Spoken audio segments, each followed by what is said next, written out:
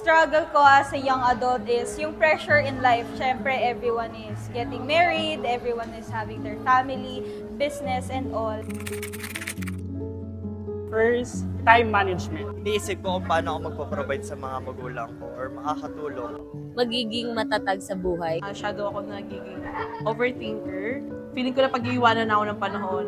Kasi yung mga kabatch ko, may bahay na, may kotse na, maganda na yung ng career. Transitioning from being a student to adulthood.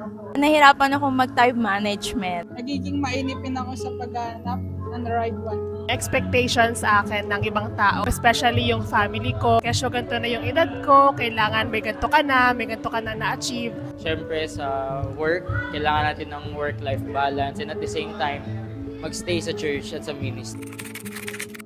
Ang pinanghahawakan ko is yung promise ni Lord na may perfect timing siya sa lahat and He will provide always. As naglilingkod kay Lord, paano ko ba yun mapapagpatuloy? Kailangan nating ibalanse yung personal life and Christian life natin. Lagi nating ibabalik kay Lord yung time na para sa Kanya talaga.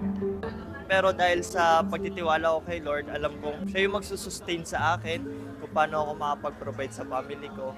Siya yung great provider na. Despite the many challenges in life, andito ako, nagsusurvive ako, at saka mataas yung pananalig ko sa Diyos.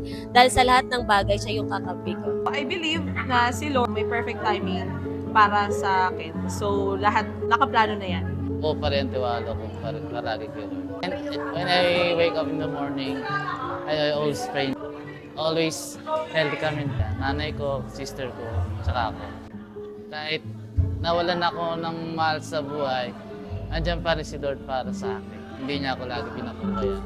I trust in the Lord na kung ano mang will niyang mangyari sa buhay ko, ano mang struggles na kinakaharap ko, siya pa rin ang mamumuno sa akin.